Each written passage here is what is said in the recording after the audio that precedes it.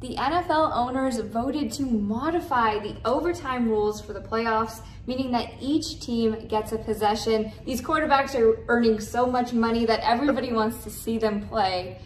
Do you feel like this is better for the league or worse for the league? I still cannot believe that a multi-billion dollar industry, the most popular sports league on the planet, despite these modifications, still involves a coin flip in deciding their games. It still drives me crazy. Funny.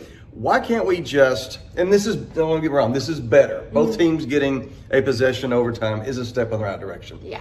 But what about, instead of a coin flip, what about in the playoffs, the home team gets the ball first? That would reward them for their body of work during the whole regular season. Yeah.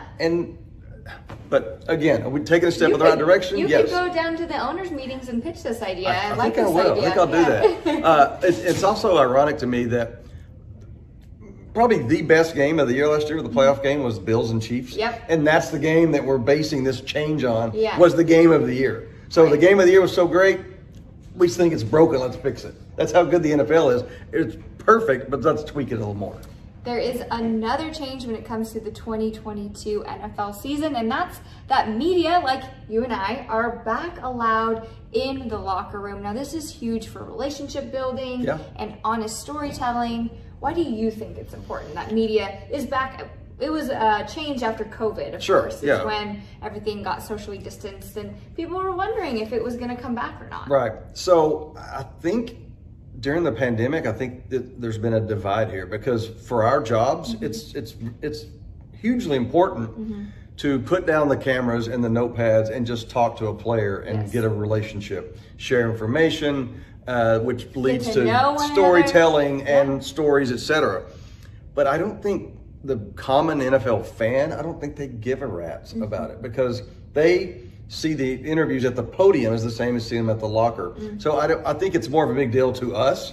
I think the fans will benefit from it, but they won't know they're benefiting from it. It'll kind of be indirect to them. But it will be a better media product with us being able to go to the locker room, absolutely. With those in-depth profiles, the only way that you get those in-depth profiles is by getting to know somebody and telling their story in a different way. And you get the vibe of a locker room. People will say, you know, Richie, they're playing, you know, a game this weekend. What's the vibe of the locker room? I'm like, I hadn't been in one in 2 years. Now you can just walk through and tell our guys happy, are they nervous, are they playing dominoes, are they throwing, you know, are they fighting? You can just feel that, and that translates to the fans would love to know stuff like that. Absolutely.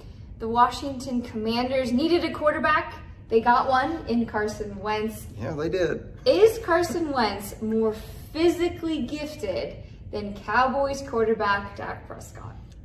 I saw this and it made me think. At one time, you know, Carson Wentz was in the running for Rookie of the Year and maybe MVP his rookie year. He set the league on fire, and people were like, well, one of these days Dak may be as good as Carson Wentz, first round, fourth round. I don't think there's any comparison now.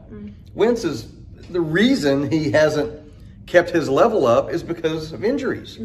And being available, being physically available is job number one for an NFL quarterback. I know Dak got hurt, but that's his only injury he's ever suffered. Major injury. And largely bounced back from that. Largely bounced back. But right now, if you're just talking athletically, Dak, and then it's Carson Wentz. There's a gap there for sure. Okay, more news for the Commanders is that Dan Snyder no longer and continually not in charge of the day-to-day. Instead, it is his wife. So how does this impact the team going forward, and do you see this as a total negative for the Commanders?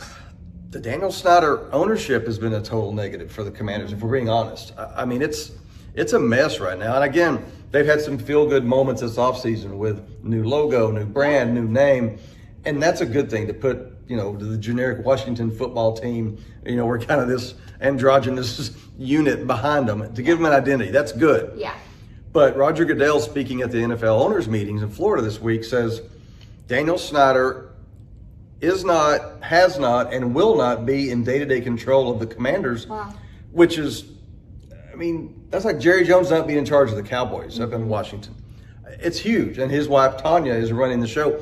And Goodell says for the foreseeable future, while we continue the investigation into the workplace misconduct. Yeah. So it's going to be a while, but yeah, it makes you wonder what the timeline is there.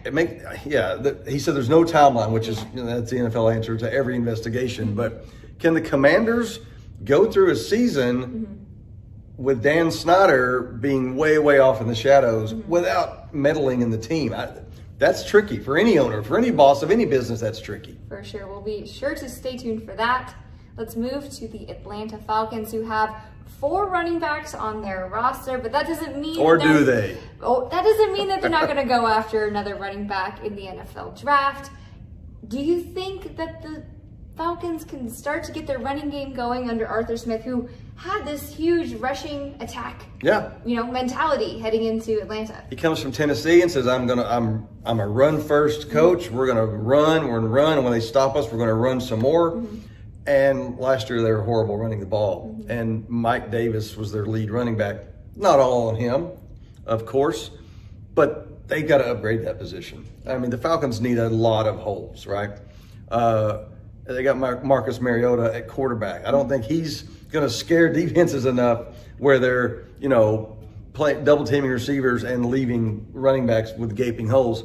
But the Falcons have to get a running back, just if nothing else, for Arthur Smith's identity. I know he loves Mike Davis. I don't think that's the answer going forward. In the draft, they've got to find somebody.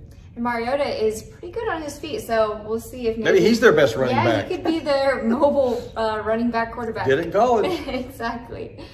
So for the Rams, Jalen Ramsey says, Trayvon Diggs, he's great, but I don't really like when people compare me to him.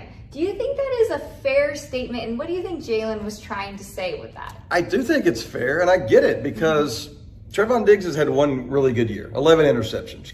You got to give him credit for that, right? Yeah. But Jalen Ramsey has been to 5 Pro Bowls, 3 All-Pro, and now he's got a Super Bowl ring. Jalen Ramsey's right to say, I'm here and Trayvon Diggs is here. Maybe he's rising, but he's not on my level yet. I don't think that's even cocky. That's fact.